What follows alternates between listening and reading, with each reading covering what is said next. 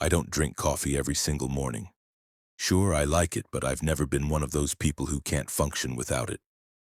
Most days I just make a quick cup at home before heading out, but sometimes, especially when I'm running late, I stop at a coffee shop on the way to work. There's a Dunkin' just a few blocks from my office. It's not the best one in town, but it's convenient. I don't go there often enough to be a regular, but I know the layout, the busy rush times, the general vibe. It's always crowded in the mornings, filled with people grabbing coffee and breakfast before heading off to work. That day felt no different. It was a chilly morning, early enough that the sun had just begun to rise. I pulled into the lot parked somewhere in the middle where it wasn't too crowded and went inside. The line wasn't bad, just a handful of people ahead of me. I ordered a medium coffee, 2 sugars, no cream. Simple. While waiting at the pickup counter, I scrolled through my phone, half listening as the workers called out orders every few seconds. The place smelled of fresh pastries and strong coffee. Everything felt normal, part of a routine. My coffee came up quickly. I grabbed it, gave a polite nod to the worker, and stepped outside. The whole trip had taken maybe 4 or 5 minutes, but the second I walked out, something felt off. I was a few steps from my car when I saw him. A man stood beside the passenger side of my car, facing slightly away from me. He wore a black jacket, dark jeans, and a beanie pulled low over his head. Both hands were buried deep in his pockets. He wasn't leaning on my car, wasn't moving, just standing a little too close. There were plenty of other cars in the lot, but none parked directly next to mine. It wasn't like he was blending into a crowd. He stood out. At first I tried to rationalize it. Maybe he was waiting for someone, maybe he was on his phone, though when I looked closer I saw no phone in his hand, no earbuds, no Bluetooth in his ear. Just a man, motionless.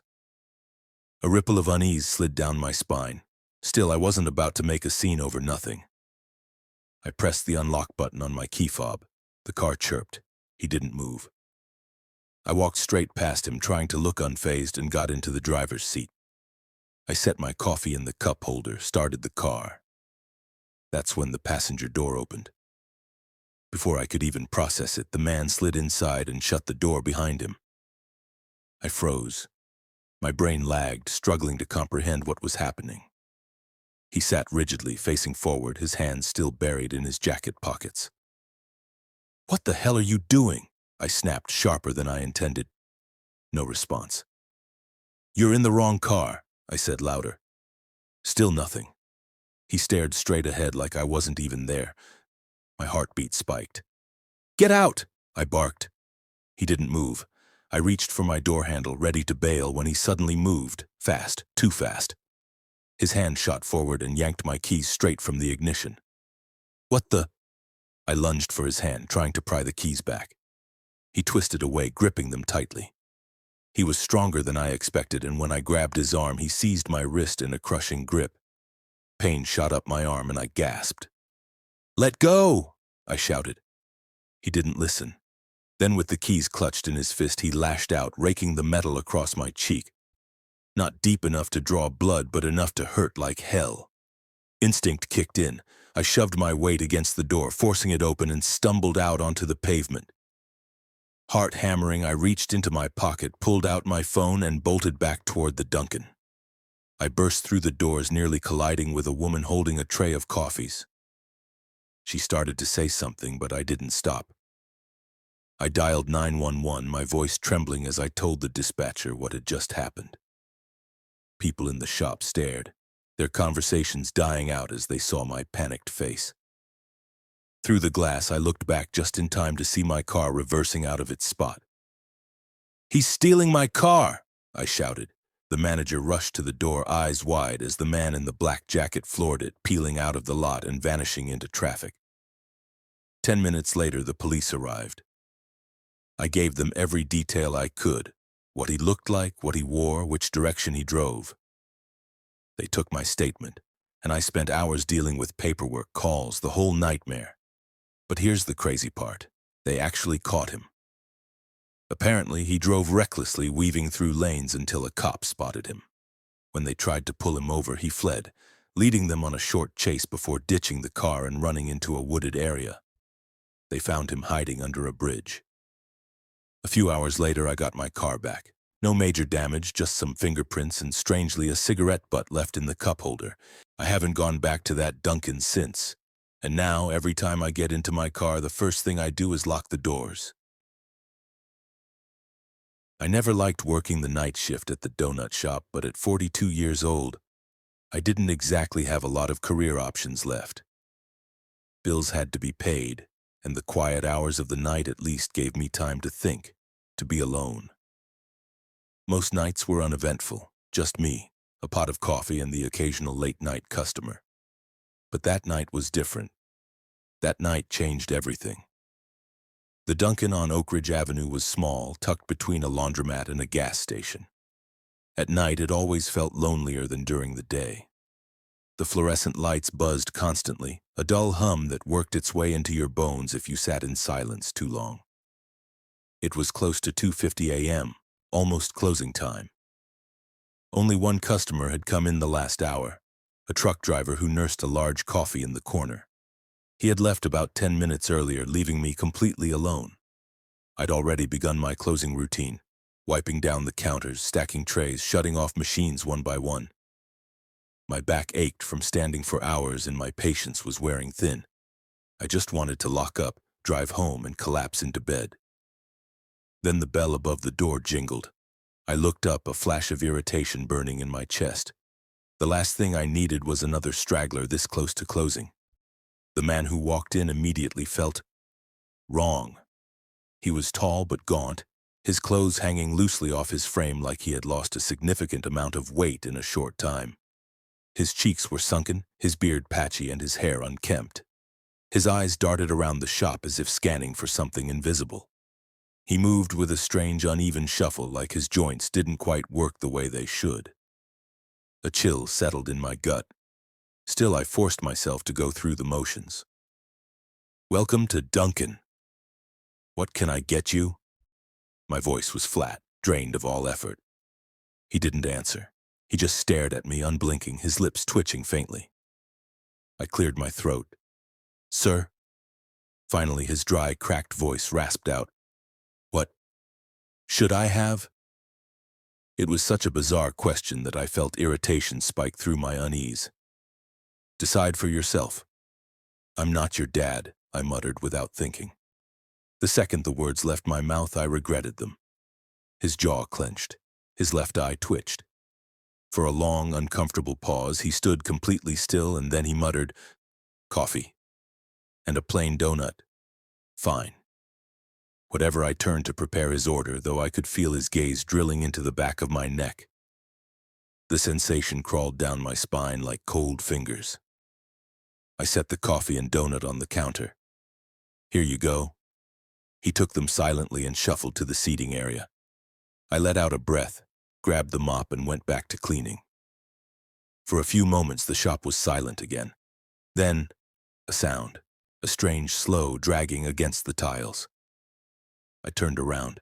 My stomach dropped. The man was no longer sitting in the booth. He was on all fours, crawling.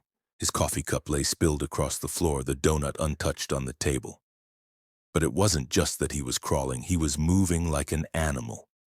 His back arched unnaturally, his palms flat against the tiles as he dragged himself forward. His lips were pulled into a wide, manic grin. "I didn't kill him," he wailed suddenly, his voice cracking and high-pitched. My pulse slammed in my ears. "What the hell?" "I didn't kill him," he shrieked. And then he lunged forward, scrambling toward me on his hands and knees, his fingers clawing against the tiles. That's when I saw it.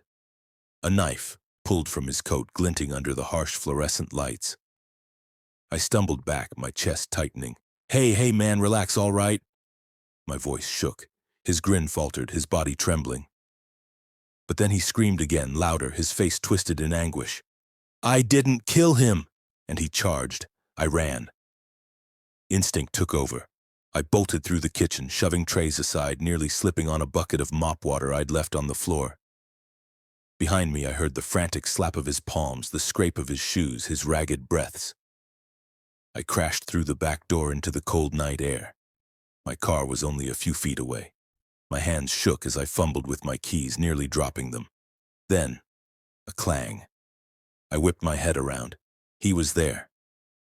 Crawling out through the back door, knife in hand, his face slick with sweat, his lips muttering incoherent fragments of words. His eyes locked onto me, wild and bloodshot. I wrenched my car door open, dove inside, and slammed the lock down. My chest heaved. Slam.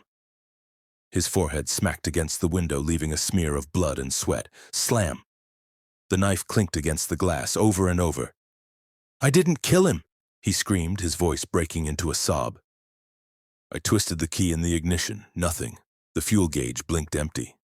My heart sank into my stomach. Frantic, I grabbed my phone, dialing 911 with trembling fingers.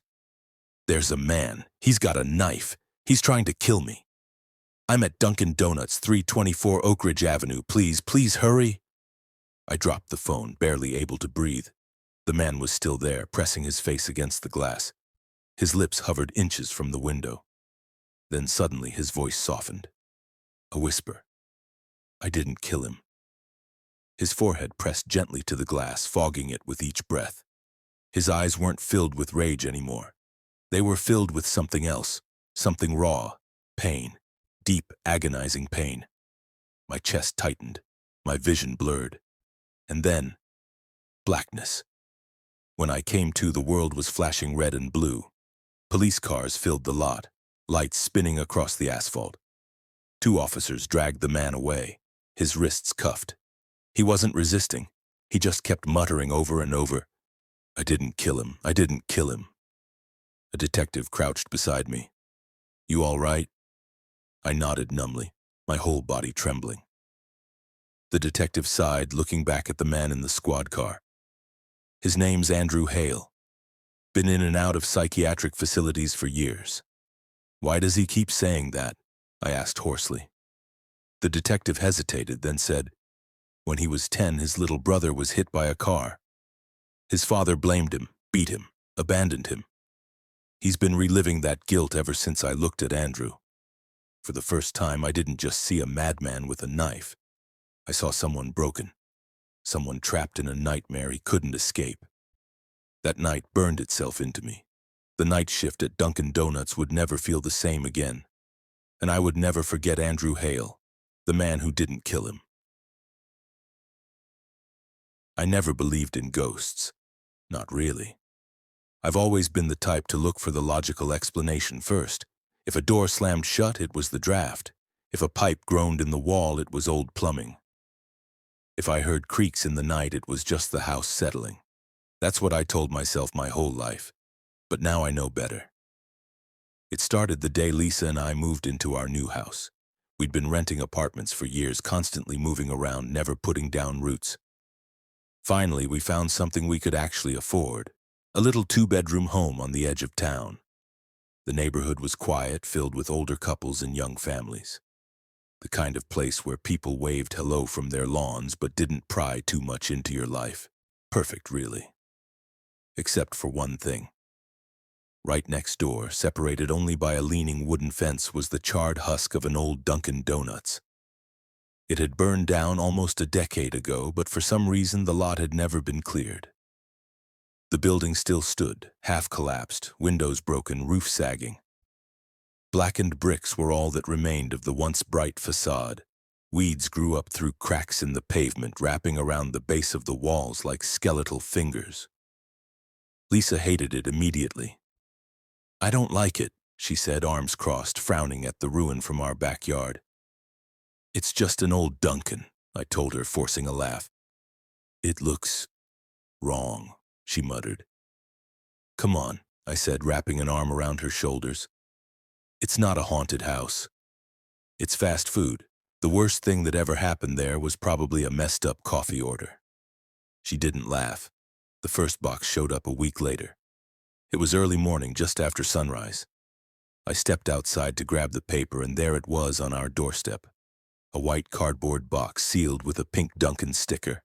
No note, no explanation, just donuts. Lisa peeked over my shoulder, her eyes lighting up. "Oh my God, free donuts!" I frowned. We don't know who left these. Who cares? She said, already reaching for the box. Maybe it's a neighbor welcoming us to the neighborhood. I pulled the box back. We're not eating food from strangers. She sighed dramatically, but I could see the disappointment in her face as I carried the box straight to the trash can and dropped it inside. The next morning, another box appeared, and the morning after that.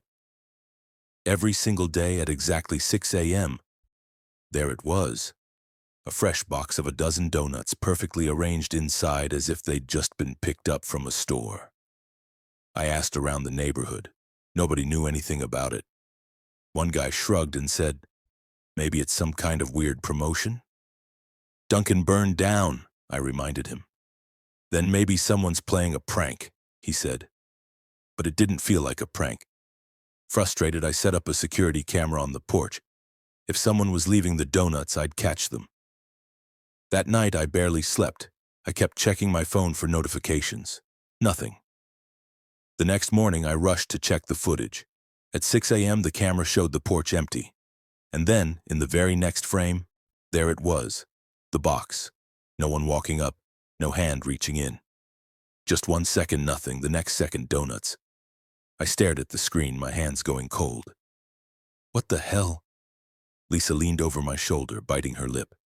Maybe someone left it so fast the camera missed it. I shook my head. Impossible. There's no gap, no movement, just poof.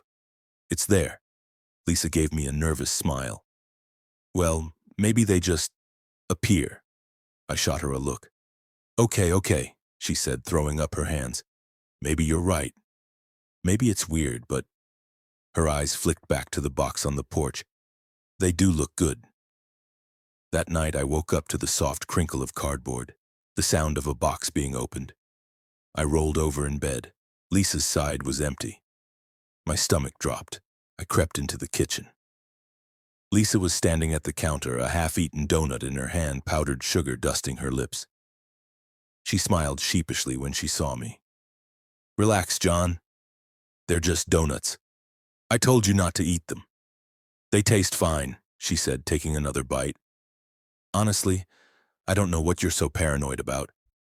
Lisa, we don't know who's leaving them. For all we know... Oh my God, she cut me off, rolling her eyes. Stop being dramatic. She laughed and waved the donut at me. See? I'm fine, I wanted to argue, but what could I say? She was right. She looked fine. But something in my gut twisted. Something told me that things had just gone terribly wrong. Over the next few days, Lisa started to change. At first, it was subtle. She grew quiet, distracted. She spent more time staring at nothing. Her smiles felt wrong, like she was forcing them. Then it got worse. One night, I woke to a sound in the kitchen. I walked in and froze. Lisa was standing completely still in the dark, clutching a kitchen knife. When Lisa and I first moved into our new house, I thought we'd finally found the perfect place. It was a quiet neighborhood, tucked away on the edge of town. The streets were lined with old oak trees, their branches arching overhead like cathedral ceilings. People waved when you passed by, but they didn't pry. Just polite nods, the occasional good morning, and then they let you be. Exactly the kind of normalcy we wanted after years of renting cramped apartments. But there was one thing Lisa hated. Right next door, separated from us only by a sagging wooden fence, was the skeleton of an old Dunkin Donuts. It had burned down 10 years ago. No one ever rebuilt it, no one tore it down. It was just there, blackened bricks, shattered windows, a collapsed roof. At night, the silhouette looked jagged against the moonlight like broken teeth. I don't like it, Lisa muttered the first night we moved in. We were standing in our backyard unpacking boxes from the car. Her arms were crossed, eyes fixed on the ruins. It's just an old building, I told her, trying to sound casual. Creepy, yeah, but harmless. Lisa shook her head. It looks wrong, I laughed it off. Come on, it's Dunkin'. Not Dracula's castle. She didn't laugh. The first box. A week later, I found it, a white cardboard box sitting neatly on our front step. A pink Dunkin sticker sealed the lid. It was 6 a.m. just as I was heading out for work. Lisa peeked over my shoulder, her face lighting up. "Oh my God, free donuts!" I frowned. "We don't know who left them. Maybe it's a neighbor being nice. Oh, maybe it's a stranger trying to poison us," I said, lifting the box. It felt fresh, still warm almost. Lisa rolled her eyes. "You're too paranoid." I carried the box straight to the trash can and dumped it inside. Lisa pouted like a kid denied candy. The next morning, another box appeared, and the next, always at 6 a.m. sharp, always fresh, perfectly arranged. I asked around the neighborhood. No one knew anything. "Dunkin' burned down," one guy shrugged. "Must be a prank." A prank. That's what I told myself too. But deep down, something about it gnawed at me. So I bought a security camera and set it up on the porch. That night, I barely slept. I kept checking the feed on my phone, waiting for a notification. At 6 a.m., the box appeared, but the footage didn't show anyone delivering it. One frame, empty porch. The next frame, donuts. No footsteps, no shadow, no movement. I stared at the screen until my hands went cold. "What the hell?" I whispered. Lisa leaned over my shoulder, chewing her lip. "Maybe the camera glitched." "No, look, the timestamp is perfect, it's just there." Out of nowhere, Lisa gave me a nervous smile. "Well, maybe they just appear." I shot her a look. "That's not funny." She threw up her hands. Okay. You're right, it's weird. But you don't have to freak out," but I was already freaking out. The change in Lisa. That night, I woke up to the sound of crinkling cardboard. I turned over. Lisa's side of the bed was empty. I crept to the kitchen, heart thudding. She was standing by the counter, a half-eaten donut in her hand. Powdered sugar dusted her lips. She looked guilty, like a kid sneaking candy before dinner. "Lisa," I whispered. She smiled sheepishly. "Relax, John. They're just donuts." I swallowed hard. "I told you not to eat them. They taste fine." She took another bite, chewing slowly. "Honestly, I don't know what you're so paranoid about." "Because we don't know where they came from," I snapped. "If someone's messing with us—" "Oh my God, stop being dramatic," she laughed, waving the donut at me. "See? I'm fine," but she wasn't. Over the next few days, Lisa began to change. At first, it was subtle. She grew quiet, distant. She'd sit at the kitchen table, staring at nothing for minutes at a time. When I asked if she was okay, she'd force a smile and say she was just tired. Then came the other things. Her smiles felt off, like she wasn't really in control of them. Her eyes looked empty, unfocused. She spent more and more time in the backyard staring at the burned Dunkin', and every morning at 6 a.m. she was the first one at the door. The bell one night, I woke to a sound. Knock, knock, knock. A pause. Knock, knock. It was soft, deliberate, like someone tapping against glass. I sat up, my chest tight. Lisa was still in bed beside me this time, breathing slow and steady. I crept to the window. The burned Dunkin' stood in the dark, silent and still. No one was there. I was about to turn back when I heard it. Another sound, a faint jingling, like a bell ringing. But there were no bells out there. A few nights later, I woke again. This time, Lisa was gone. I found her in the kitchen. She was standing perfectly still, clutching a knife in her hand. Her face was pale, her chest rose and fell in shallow breaths. "Lisa," I whispered. She didn't respond. Then, ding, that bell again, sharp, clear. Her head jerked toward me, eyes wide and empty, then she lunged.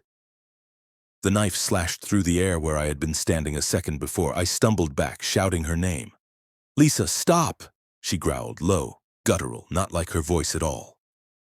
Her movements were jerky, unnatural, but fast. Too fast. I bolted through the front door, heart hammering. Lisa stopped in the doorway, breathing hard, her eyes glassy. Then she turned, slowly, toward the burned Dunkin'.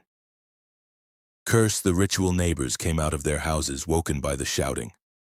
They watched in silence as Lisa stepped barefoot into the ruins, moving like a sleepwalker. An old man touched my arm. His face was pale. "Something's wrong with that place, son. You should know. 10 years ago when it burned, 6 people died inside." My blood ran cold. Lisa stepped over the rubble and walked straight to the counter where the register used to be. She bent down. When she stood again, she was holding something small and tarnished. A bell. She placed it on the counter, and she rang it.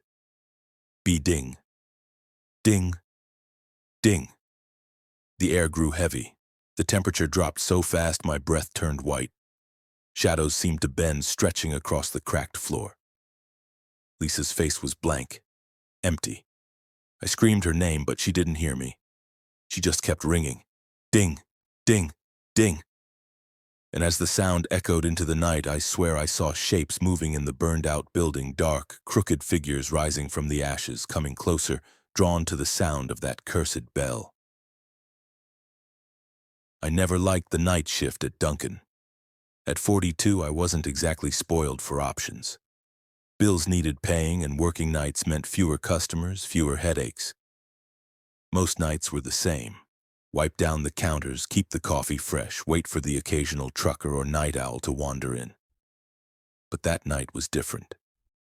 That night changed everything. The empty hours. It was close to 2:50 a.m., 10 minutes before closing.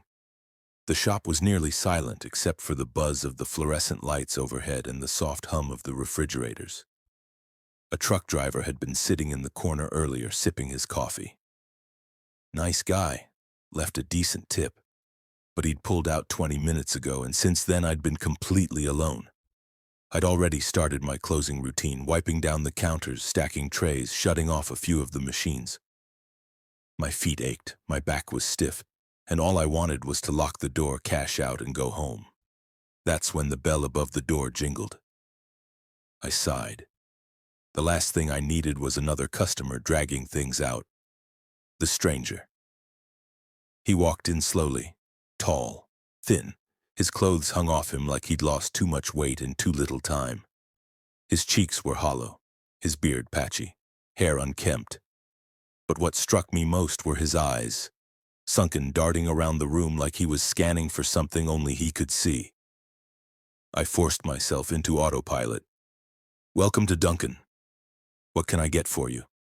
He didn't answer, just stood there, staring at me. The silence stretched too long. I cleared my throat. "Sir?" Finally, his lips twitched. His voice was dry, cracked, barely more than a whisper. "What should I have?" It was such an odd question that irritation flared in me. "Decide for yourself." "I'm not your dad." The second I said it, I regretted it. His jaw tightened, his left eye twitched. For one heartbeat, I thought he might explode, but then he smiled, a faint, uneasy curve of his lips. "Coffee," he rasped, "and a plain donut." I exhaled, relieved. "Fine." Coming up the crawl, I poured his coffee, set a donut on a napkin, and placed them on the counter. "Here you go." He took them without a word and shuffled to one of the tables. His movements were jerky, unsteady, like his bones didn't fit right under his skin.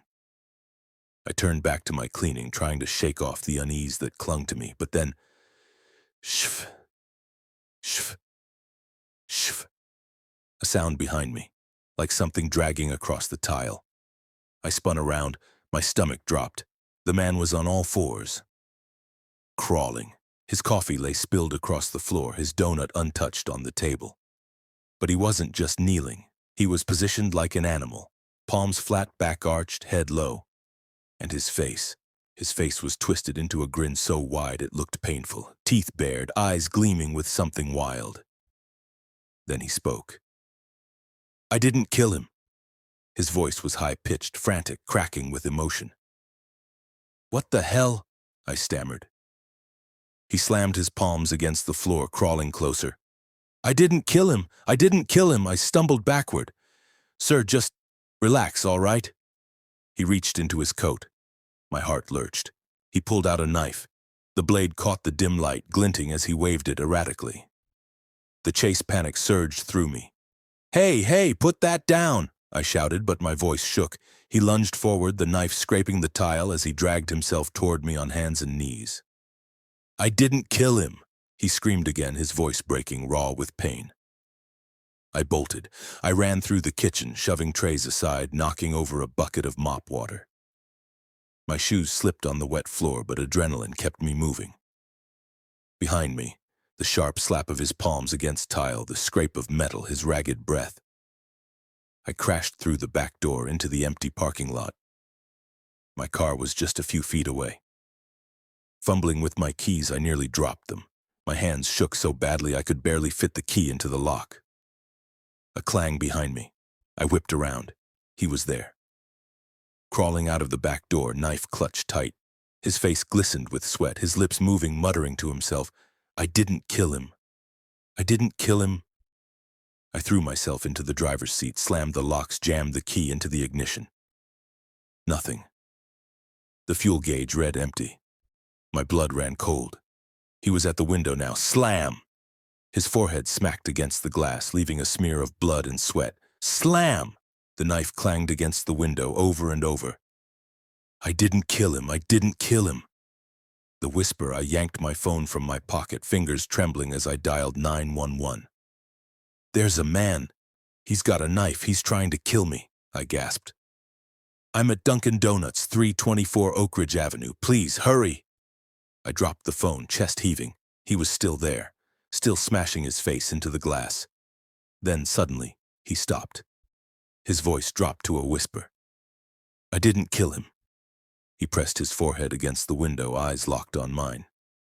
"I didn't kill him." His breath fogged the glass. His eyes weren't angry anymore. They were broken, empty, filled with pain. And for the first time, I didn't just see a madman. I saw something else. Guilt, desperation, a man trapped in a nightmare he couldn't escape. My vision blurred, my chest tightening. My body felt heavy, like the air itself was crushing me. Then everything went dark. The truth. When I woke, flashing red and blue lights painted the parking lot. 2 officers were dragging the man away, his wrists bound in cuffs. He wasn't fighting. He was just muttering over and over, "I didn't kill him. I didn't kill him." A detective crouched beside me. "You all right?" I nodded weakly, though I felt numb. The detective glanced at the man in the squad car and sighed. "His name's Andrew Hale. Been in and out of psychiatric facilities for years." "Why does he keep saying that?" I whispered. The detective hesitated, then said quietly, "When he was 10, his little brother was hit by a car. Their father blamed him, beat him, abandoned him. He's been reliving that guilt ever since." I stared at Andrew. For the first time, I didn't see a monster. I saw a broken man, a man who couldn't forgive himself. But the memory of him crawling across the floor, knife in hand, will haunt me for the rest of my life. And from that night on, the Dunkin' night shift was never just another quiet job. It was a reminder that monsters don't always come from outside. Sometimes they're born inside a person and never leave. Working the overnight shift at Dunkin' isn't glamorous. It's quiet, lonely, and more often than not, boring. But sometimes the silence hides something you wish you'd never noticed. That night I learned that some customers don't always come through the front door. The start of the shift. It was a Tuesday, technically Wednesday morning. I clocked in just before midnight. The evening rush had died hours earlier, and by then the shop felt like an abandoned waiting room. The fluorescent lights buzzed faintly. The smell of coffee grounds clung to everything. Outside, the street was deserted, the parking lot lit by a single flickering lamp.